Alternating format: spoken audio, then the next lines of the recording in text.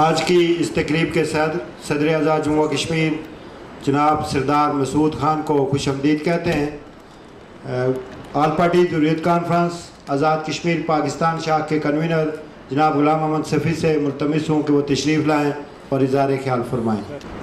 Mr. President, Mr. Prime Minister, worthy participants, I have been asked to speak about finding relevance of all parties, Hurriyat Conference, in the ongoing struggle in Indian occupied Jammu and Kashmir. Well, for all of you, and you know it, that the struggle in Indian occupied Jammu and Kashmir is there right from 1947. The day Kashmir was occupied by Indian occupation forces, there began a struggle for achieving the right to self-determination by Kashmiris themselves. Up till 1989, it was a political struggle led by the stalwarts like Sayyid Ali Gilani, Shabir Ahmad Shah, and others. And then a time came when the people of Jammu and Kashmir, under the banner of Muslim United Front, participated in elections. It was another phase of the same movement for right of self-determination. It did not change its course. It changed its strategy. The goal remained the same: achievement of the right of self-determination for the people of Jammu and Kashmir. Through strikes, through protests, through participation in elections, through submitting petitions to the United Nations Military Observer Group for India and Pakistan in Srinagar. And then, when the Kashmiri armed struggle was at its zenith in 1989, there were people, especially people from India, analysts from India, political leaders from India, and also their stooges in Indian occupied Kashmir, who wanted the people to believe that the old guards and those who spearheaded the movement right from 1947 to 1989, they have lost their charm. They are no more relevant.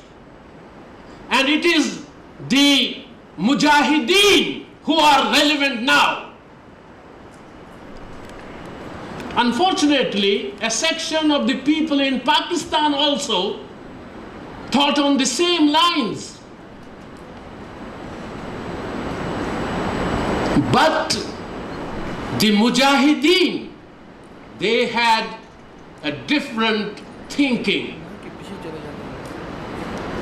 They were of the opinion that the armed struggle must have a political face. And it was in 1993 that all parties Hurriyat Conference was launched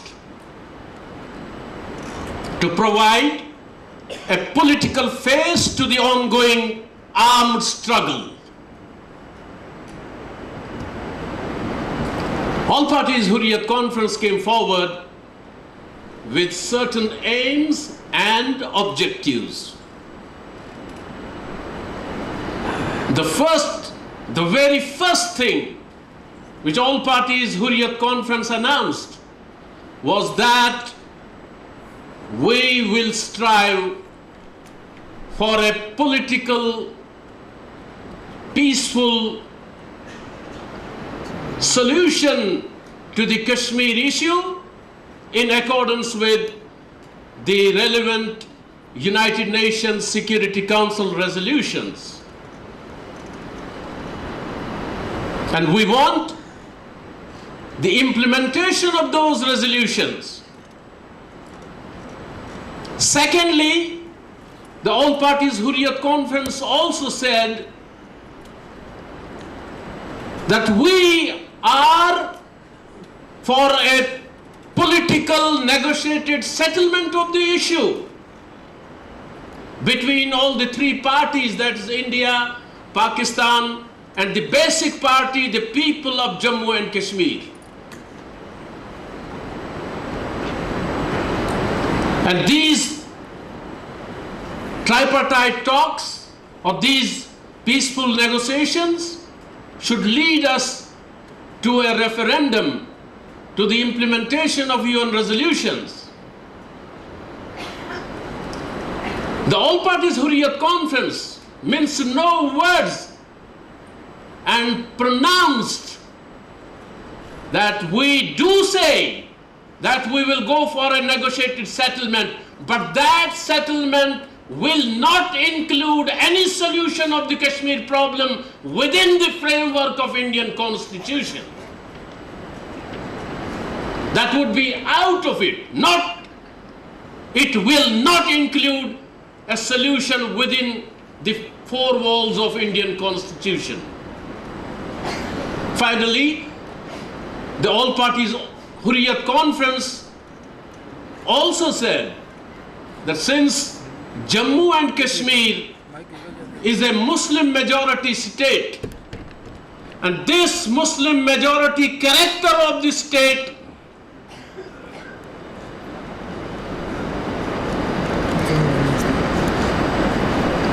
calls for the All Parties Hurriyat Conference to promote, to build a society on the basis of Islamic values and also safeguard the rights and interests of the non-Muslims of the state of Jammu and Kashmir. So these were the aims and objectives of the All Parties Hurriyat Conference.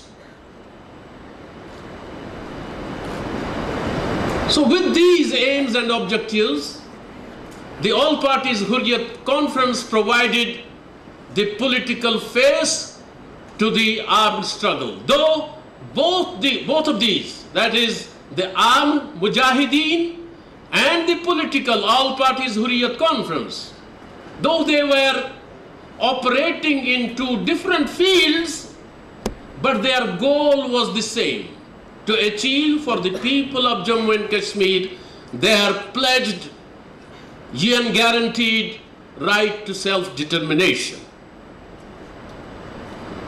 As I already mentioned, there were some people who wanted one of the two to exist, either Mujahideen or Hurriyat Conference. But the saner elements in Pakistan who understood the delicacies of the freedom movement, they said both should exist and both should complement each other. They won't fight each other, they would complement each other.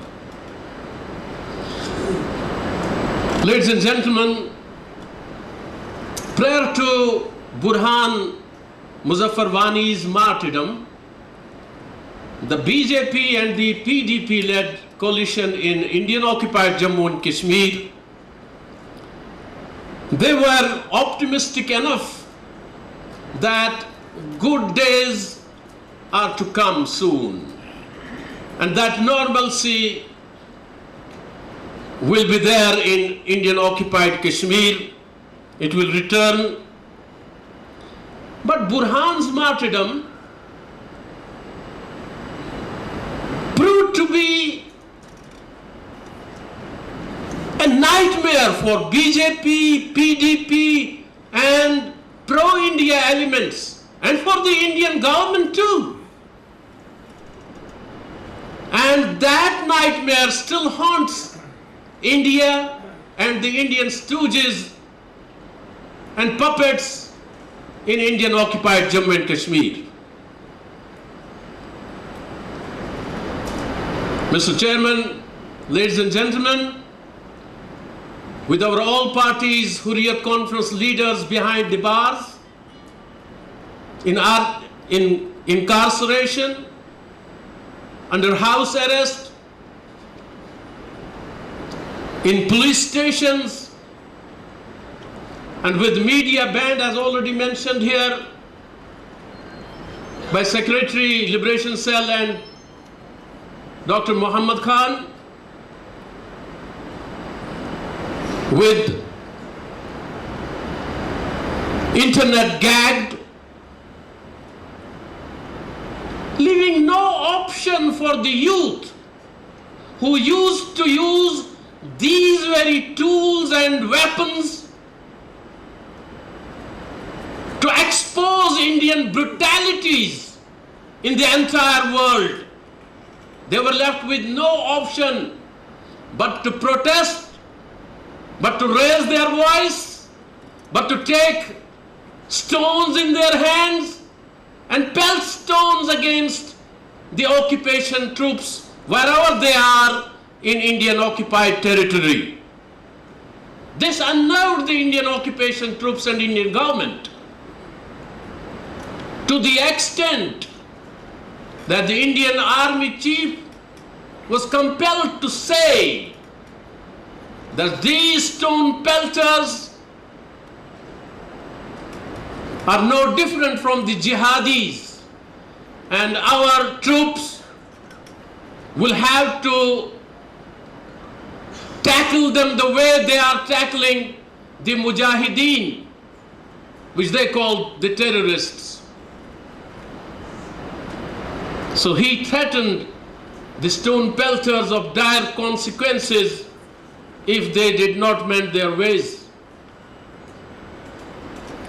Now it's India who wants people of Jammu and Kashmir to forget that all parties Hurriyat Conference represents the aspirations of the people of Jammu and Kashmir. India wants the people of Jammu and Kashmir to forget that the all parties Hurriyat Conference bore the brunt of Indian tyranny in these last 7 decades. It's all parties Hurriyat Conference who said no to bilateral dialogue between India and Pakistan without Kashmiris. They made no compromises regarding the right of self-determination. India wants all parties Hurriyat Conference to be considered as irrelevant because all parties Hurriyat Conference said no to Indian rhetoric of atut ang and integral part. But let me be very clear on this very point also, that it was Sayyid Ali Gilani and his all parties Hurriyat Conference who said no to the Pakistani President Pervez Musharraf, who wanted to set aside the basic premise of our issue, that is the right of self-determination, and came forward with out-of-box solutions and solution on 4-point formula and things like that. Before concluding, we need to understand the Indian game plan.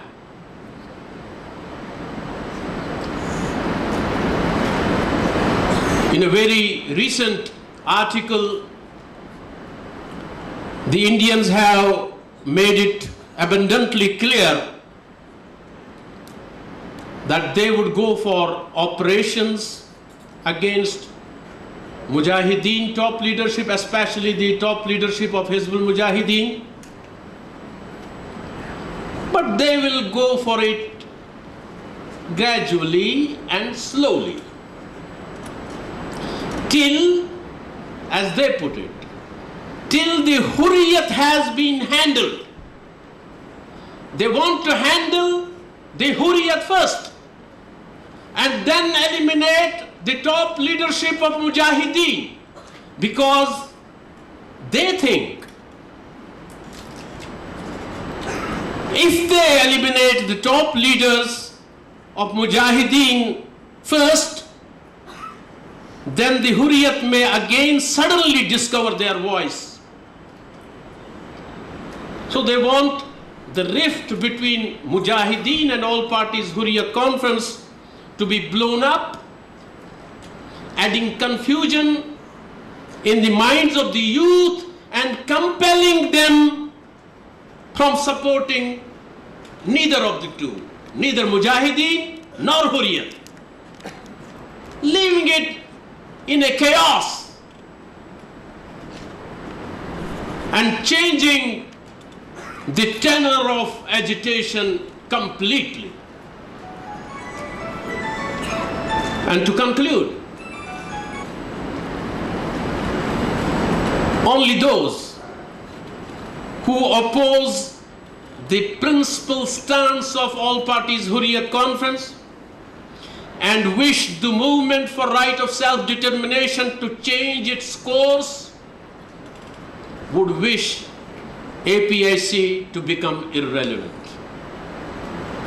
I strongly believe that APIC, because of its international acceptability and strong support base, shall remain relevant, provided that it does not dilute its stance against Indian occupation. It does not agree to sign on dotted lines, even if dictated by a friend like Pakistan. It continues to focus on a comprehensive solution and not a piecemeal approach. It concentrates on the basic issue and not the peripheral ones. It makes sovereignty the basis, not development, in Indian occupied Jammu and Kashmir. And it uses tripartite talks for the implementation of United Nations Security Council resolutions. And last but not the least, it does opt for mediation of only those who are not strategic partners of the occupying power India. I thank you very much.